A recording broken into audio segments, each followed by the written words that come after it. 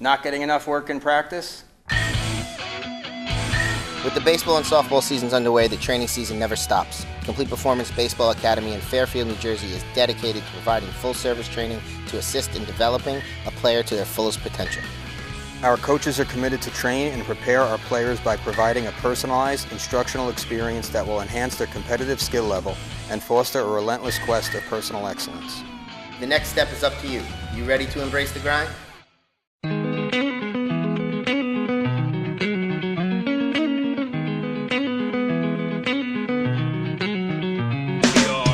Circle, NorthJerseySports.com's original multimedia series talking all things softball across North Jersey.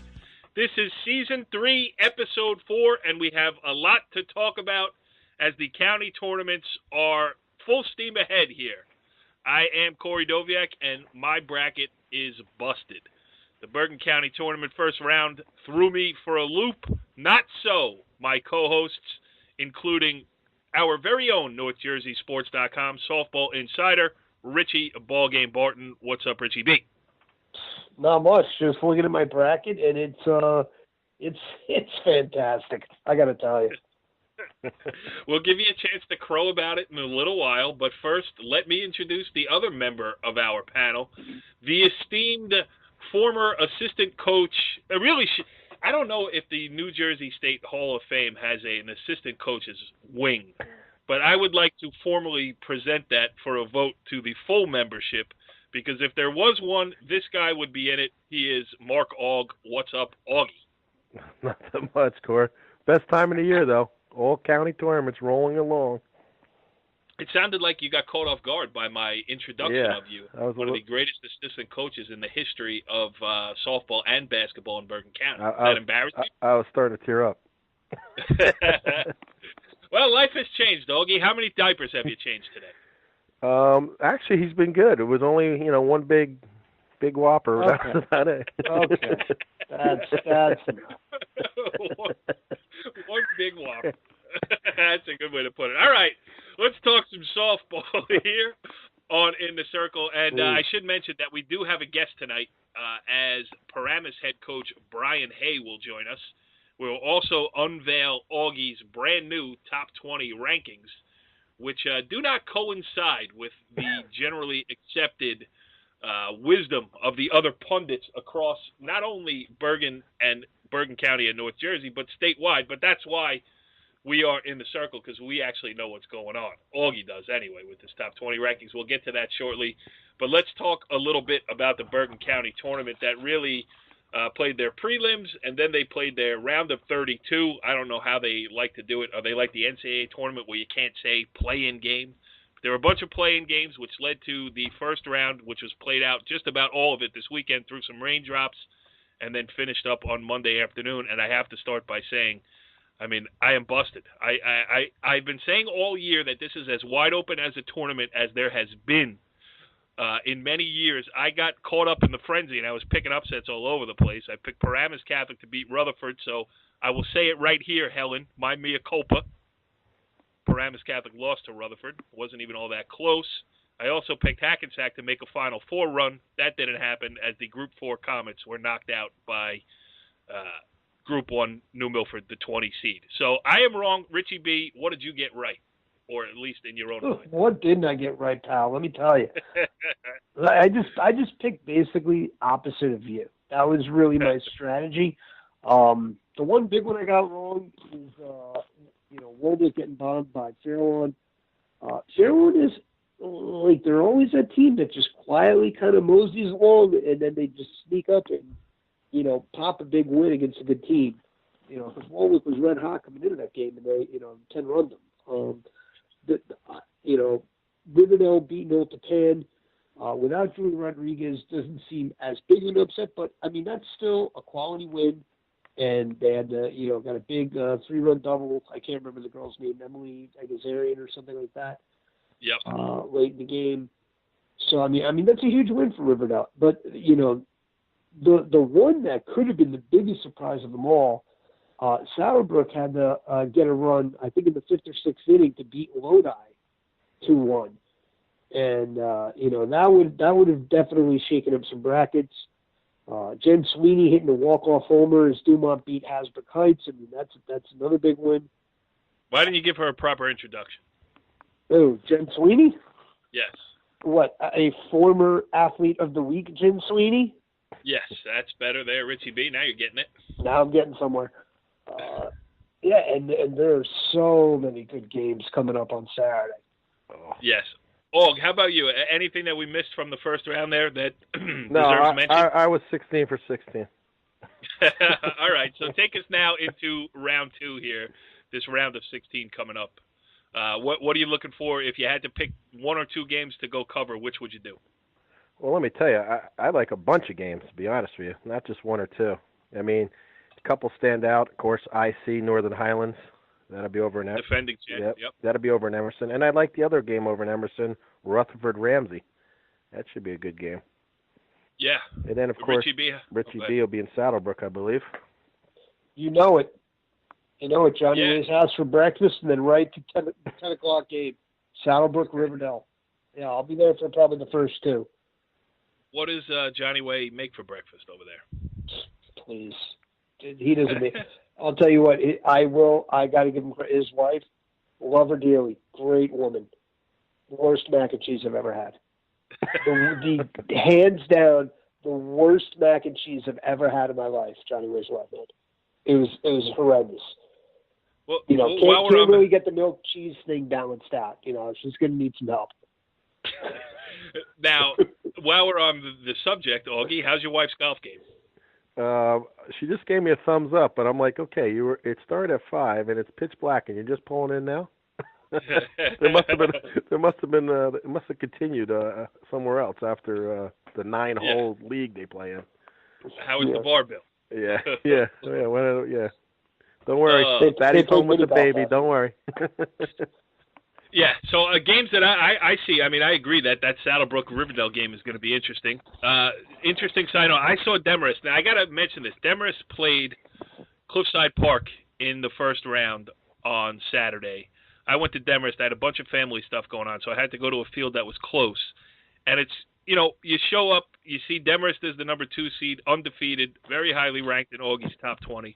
You see Cliffside Park, which wasn't even seeded, had to win a playoff game on the road at Bogota in the first round just to get the chance to play Demarest. And then you show up, and there's a girl like Jessica Lombardi, who is Cliffside Park's leadoff hitter and center fielder.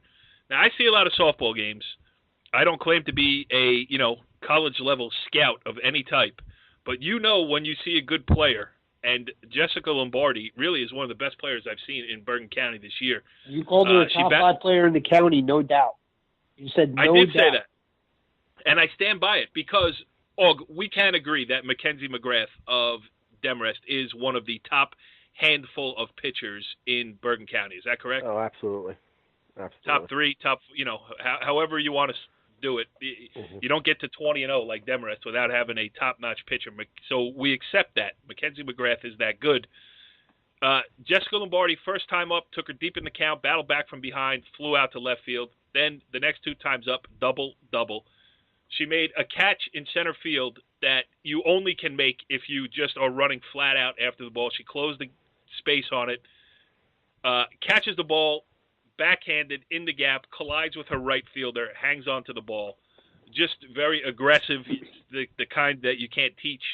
And I was very impressed by Cliffside Park as a whole. They lost 7-0 to Demarest, but as an unseeded team playing on the home field of the number 2, they had won, I believe they were 10-10 going into the game, but they were out there. Pitcher Lara, whose name escapes me right now, Lara something. I'm reaching for my book as we're talking here. Lara, what's your name?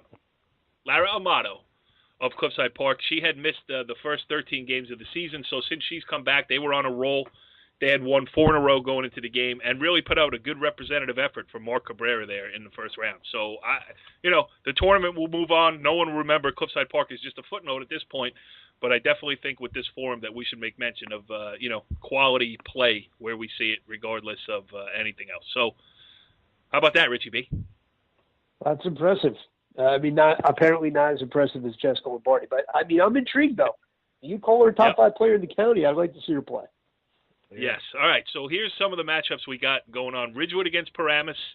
We'll talk to Brian Hay a little bit more about that, what his team's got to do to, I don't expect Paramus to win that game, but at least hang in there and give the top seed a scare. You mentioned Immaculate Conception against Northern Highlands, and that's it. So we'll see what the outcomes are this weekend. We should also mention, before we get to our guests, tournaments going on all over the place. We look in Passaic County, the semifinals coming up. Augie, what do we got, and what are the prospects? On Thursday, we got Passaic County Tech and West Milford. And the other side of the bracket, we got Clifton DePaul. And I'm looking at a West Milford DePaul final. It'll be a shocker if it's not those two. Yeah. And that's the thing. I mean, we'd love to do more Passaic County stuff, but you really got to wait till the final. Listen, anything can happen. PCT could pull an upset. Clifton could pull an upset. But, to really get into the meat of that tournament, it kind of comes down to one game, Richie B. Yeah, it really does. I mean, those two are, well, first of all, give credit to Passaic County Tech for getting back to the semifinals, I believe, for a second or third year in a row. And Clifton has kind of come along as well. And they've improved over the last 2 years, and getting not back to obviously where the glory years were in the late '90s, early 2000s, but they're coming along. But it's DePaul and West Milford are the class of this county, and it's probably going to be a showdown between those two for the title, and that's going to be a good one, though. I'll tell you what, because West Milford is chomping at the bit for a county title, and they feel like with everything going on that this is their year. They have experience, they have speed, they can hit. Great defensive team, Paige Maciel in the circle. They're going to be a real tough out. And Augie, just make mention of your beloved Morris County tournament, even though we don't cover it, but seem to talk about it every week. Well, in Richie's home county, we have Butler taking on Hanover Park on one side of the bracket, and Jefferson Chatham on the other side. That will be played tomorrow night. Where do they play that tournament? I don't even know. I've never seen a Morris County tournament. And they play that in Morris County. They do some good softball over there, though. I'll tell you what. Yeah, a couple more footnotes. We're going to get to Brian Hay here in 1 second, but I just want to mention, too, that the last I heard, both Victoria and Veronica Corcoran, the Corcoran twins from Demarest, were both, I think, 1 hit and 2 hits away, respectively, from 100 each for their career. That was going into last night's game. I didn't hear back from head coach Keith Johnson, so I didn't tweet it, but they are both getting close. And I think, now this information comes from the smartphone of one Hope K. Doviak, my 7th grade daughter, who mentioned that Demarest and Ridgewood are playing tomorrow. Is that ring a bell, Augie? Oh, that could be.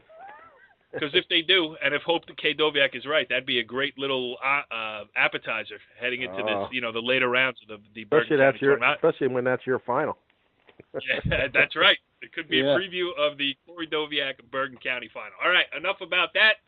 Let's move on here. Let's talk to a guy who is bringing his team into the Bergen County Tournament's round of 16 as we welcome in here on the Moe's Southwest Grill Hotline. He is Paramus head coach Brian Hay. Coach, thanks for joining us here on In the Circle. Hey, guys. Thanks for having me. I appreciate it. Yes. Now, listen, I saw you over. We were at the Coaches versus Cancer Showcase a couple weeks ago at Park Ridge. And, you didn't forget to remind me that we hadn't covered Paramus softball yet this season. You said Paramus softball is still alive, and that is true. I mean, a rough one today notwithstanding, a good win in the county tournament. You had won 5 of 6 games coming into today. So, the Spartans are alive and kicking. Yeah, thanks for, like I said, thanks for remembering us. We up until today, we were doing a little bit better in our season. As you mentioned, we were 5 out of our last 6. We took it on the nose a little bit today, but hopefully we can regroup. We've got Old Japan on Thursday, which will be a good lead-up game, for our showcase against the number 1 team in the state in Ridgewood on Saturday. Right. Excuse me. Number 1 in the state, but not number 1. Yeah, number 2. What are they talking about? Number 2 and In the Circle. Number 2 in Augie's top 20. And I like that. Yes. So, Richie B was at your game today, but and I'll turn it over to him in a second. But just give us a little, you've had such experienced teams in the past. I mean, you've made county finals. You're a threat every year in sectionals in the counties and all that stuff. This year it's a little bit different for you. You got some younger kids that you're breaking in here, and not that you're rebuilding because your head's above water, but it is a little bit different group that you got over there in Paramus. Yeah, absolutely. I mean, we knew coming into the season that we were going to be a little bit down from last year. We lost our all-county shortstop in Kelsey Sedekasey, so that hurts right off the bat. And playing in the league that we're playing in, obviously that's a little bit difficult if you're trying to, get some new kids acclimated to playing the game of softball. So, we're down. As you said, we're still trying to keep our head above water and, just grind every day and get back to the point where we've been in the past. Yeah. Go ahead, Richie B. Yeah, I mean, the one thing I'll say about Paramus can hit. You have girls up and down. Is that the one thing you'll say about Paramus? That's the only thing you'll say? Well, I happened to catch them on a bad day today. I mean, they kicked the ball around a little bit, a couple of walks, couple of wild pitches. But, that's the kind of thing you could shore up. It's tough to have a lineup 1 through 9 where every girl can hit the ball. And moving forward, that makes you a dangerous team, especially come state tournament time when you kind of figure everything out. I mean, are you surprised about how well you've been hitting the ball lately, or did you kind of see this coming? It's kind of funny because in the preseason, when we started getting things a little bit organized and saw who was, going to end up playing for this year, one day I was just sitting there and thinking to myself, I said, we have a pretty decent lineup 1 through 9. If everybody comes through for us. And secretly and quietly, some of our players are actually having some pretty good offensive years. Our shortstop, Jesse Joy, is hovering right around that 400 mark. Alyssa Jacob, who's our only senior, is close to 370 with 18 RBIs. And then, our best hitter right now, although she struggled a little bit today, Alex Ehrenberg is hovering around that 370 mark, and she's leading the team with 30 RBIs. So, from that standpoint, we're happy. And I think one of the biggest surprises in our lineup has been our sophomore center fielder pitcher, Nikki Remschel, another kid that's hovering around that 370, 380 mark. We didn't bat her lead off the entire spring, season until the first day of the season, actually, and she's responded pretty well. But as Rich mentioned, that's right now, that's kind of all we've got. Our defense and pitching has got to improve if we want to, make any run in the counties as well as in the states. Yep. Go ahead, Og. Well, first of all, congratulations. Don't kick a man when he's down. No, I'm going to congratulate him. I'm going to congratulate him for having more wins in softball than he did in his basketball season. I said don't kick a man when he's down. and I've heard, you've calmed down. I actually got to see him live twice in basketball, and he was at the game today. He was, oh yeah, no, but he can't get a technical. Yeah, I only got 3 technicals. I thought that was pretty good. Not bad for your first season. Exactly. No, but again, you were talking about how you're hitting, lately better, and just unfortunate today you fumbled the ball around. But 5-1, like you said, a confidence booster. But what's your thoughts? You're going in. I know you got Old Pan, but what's your thoughts of, a team like Ridgewood who you've seen twice already? You've played a toughest schedule, probably the toughest division maybe in the state, with Indian Hills twice, Highlands twice. You played them. I mean, you played a tough schedule. Do you think, third time's a charm against Ridgewood? Do you think, Well, listen, you have a shot? yeah. I mean, like I told the girls the other day, I don't think it's one of those things where, Patty Orger is sitting down with her kids saying right now, like, oh, don't take Paramus lightly. And, kind of like what you just said, 3 times a charm.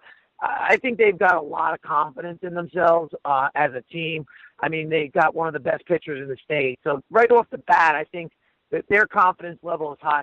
Plus, with the fact that, in 2 games, they've beaten us, I think, 19-1 or 19-0 in those 2 games.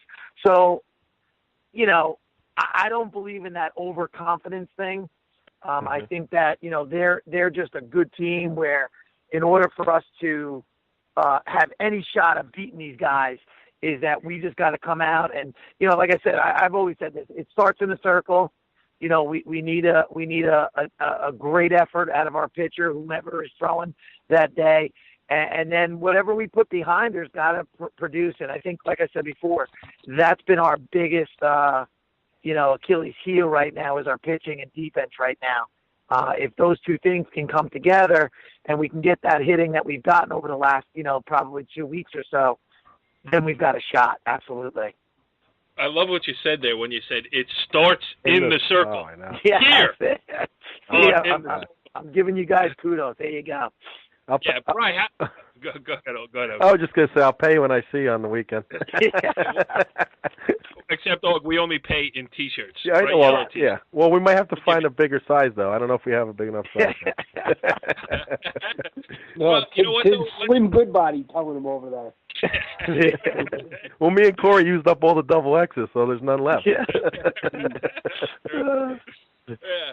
Brian, how has this been for you, personally? Listen, I was at many of the games between when Auggie was in the first base coaching box and when it was your turn to hit, you were in the third base coaching box. Between the 2 of you, it was like watching a tennis match of it going back and forth.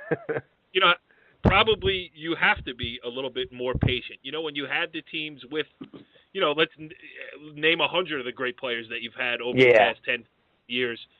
That's, maybe have you adapted to, maybe accepting a mental mistake here or there, a physical error here or there that wouldn't have happened in the past, but you got to, realize what you're working with. You got a young squad that's kind of, feeling its way a little bit against a brutal schedule. Yeah, I mean, listen, I'd be lying if I said I wasn't frustrated, and I'd be lying if I said that, I didn't want us to get better. And, I understand, that we're younger.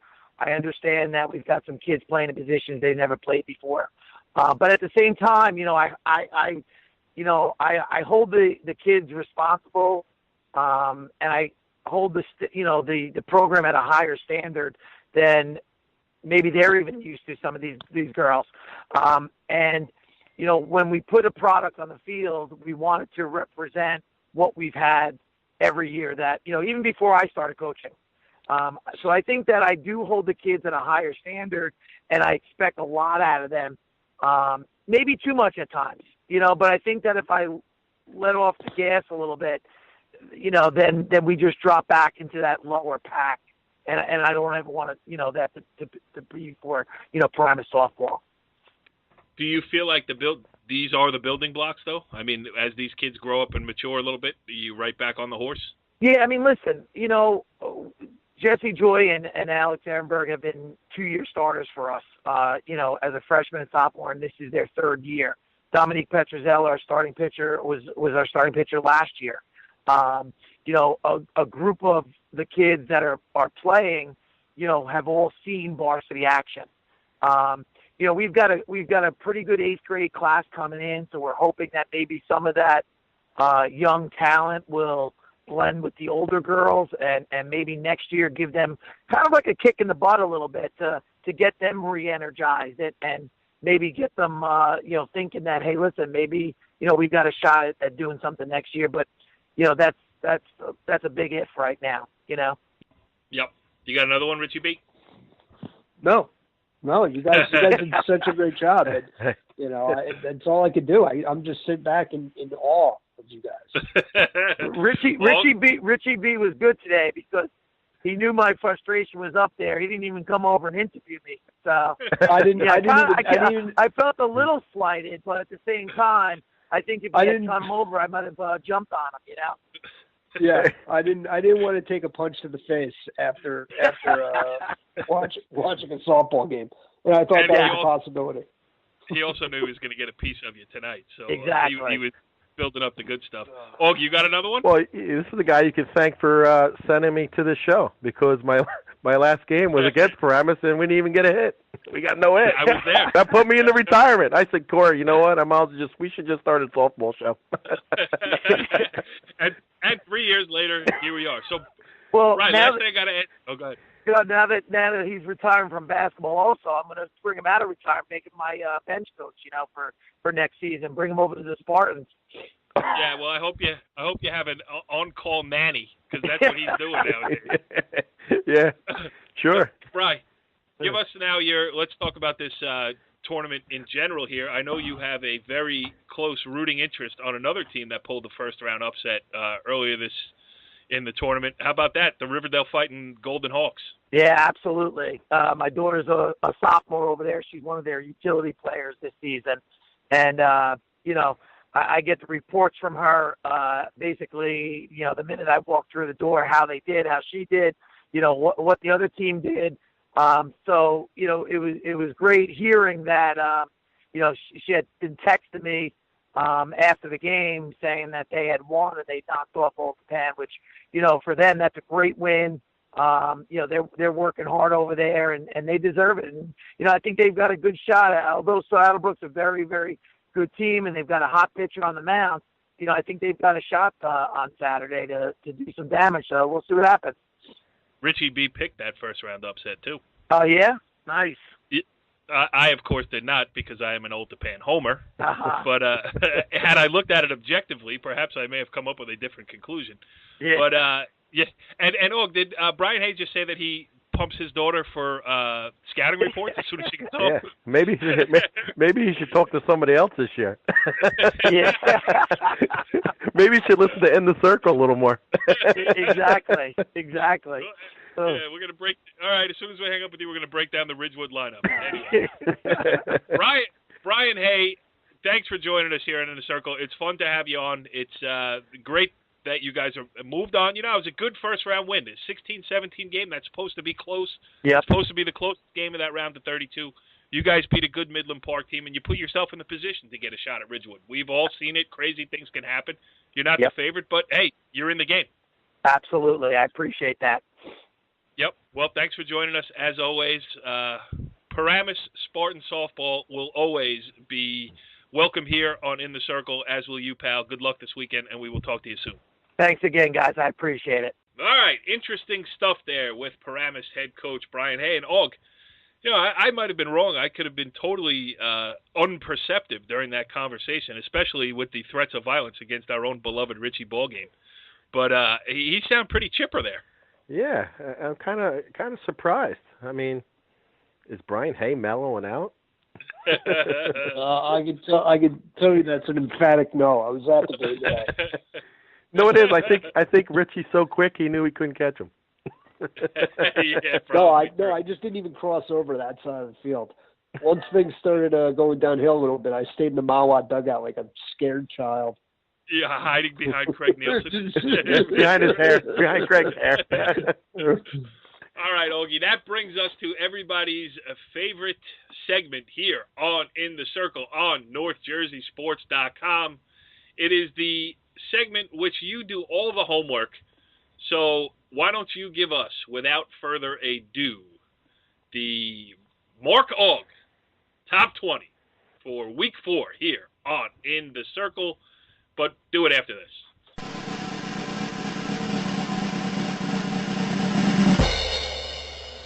That was the extra long version. And, Og, who is in the Anthony Lareza Memorial #1 spot in the Mark Augg? IHA at 15-1.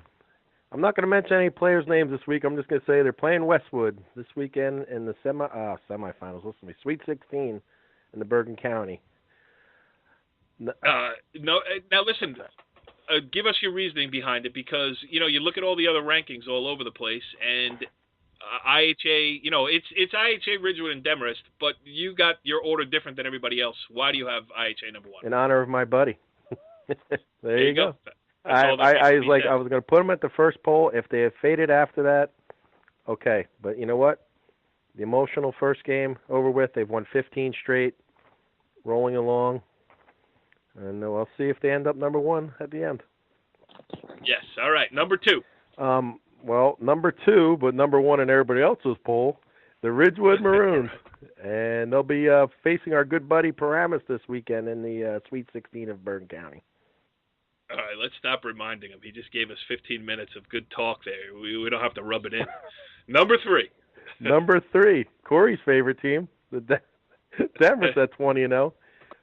They get a tough matchup this weekend. They're in the Sweet 16, but they're going to see a good pitcher from Dumont, Sweeney. So, Sweeney throws hard. Sweeney throws hard, so it'll be an interesting game. And as I mentioned, Aug, you so perceptively picked up in my story from the Cliffside Park game on Saturday. Well, I wasn't going to mention that. Yeah, well, no, it's mentionable. It's not a secret. I mean, nobody's hiding the fact that Mackenzie McGrath is a Dumont kid, legally in the school district at Demarest. There is no funny business nor shenanigans. So she's in Demarest. Jen Sweeney is in Dumont, and they will be facing off against each other in the Bergen County tournament round of 16. Definitely an interesting side note going on there. Who's number 4? Number 4, the class of Passaic County, West Milford, 17-1. How about number 5? Number 5, Richie's favorite team, Class of Morris. Butler Bulldogs, 17-2. Give us news and notes about Butler. Larissa Spellman. Larissa Spellman. 3 Who's the strikeouts away shortstop? from 1,000. Abkarian or something like that? Alexis Abkarian, good player. Missed the IHA game. Side note. Right. Side note. Augie, we're big on the side notes tonight. Number 6. Number 6, I actually moved Saddlebrook up to number 6. They're 17-1, and they're facing a upstart Riverdale team on their home field in the round of 16 in Saddlebrook. Yeah. And, people make, Darren White has done such a great job of building that program to the point where when they have to win a game late in a Bergen County tournament, people look and say, wait, what's the matter with Saddlebrook? Let's not forget, a tournament win is a tournament win. They're 17-1 on the season with the only loss coming in a close game against IHA. I mean, from where I sit, I don't see too much wrong with the Falcons, even if they have to leave it late to get a win. I mean, that's part of the game, right? Yep. Bottom line is right side of the scoreboard. Absolutely. Who's number 7? Number 7, Indian Hills at 17-5. They'll be facing New Milford in the round of 16 this weekend. Say something nice about Joe Light. He is your new best friend. They'll be facing New Milford this weekend. Number 8. Number 8, the Ramsey Rams, 15-4, facing the Rutherford Bulldogs. Yes, number 9, Richie B. Why don't you? Oh, I didn't send you the rankings, Richie, so you have no idea who number 9 is. But you were high. Suspense is killing me. Richie B. Let's talk about the team you saw today, the Mawa T-Birds. I love Mawa. Go ahead, Richie B. Let me tell you something. I mean, it's tough to say because I haven't seen a whole lot of teams twice yet, but Mawa's improvement from game 1 to where they are right now has been dramatic. Emily August has been great in the circle. This team hit the ball exceptionally well today. They run the bases well, but more importantly, they're as strong of a team defensively as I've seen. I mean, they made a ton of really good plays today look really easy. And when you do that, and you don't give away extra outs, and you don't walk people, you're going to be in games. Yep, that you certainly are. And Aug, I understand you have a new entrant into the top 10. Number 10, Rutherford, 18-1.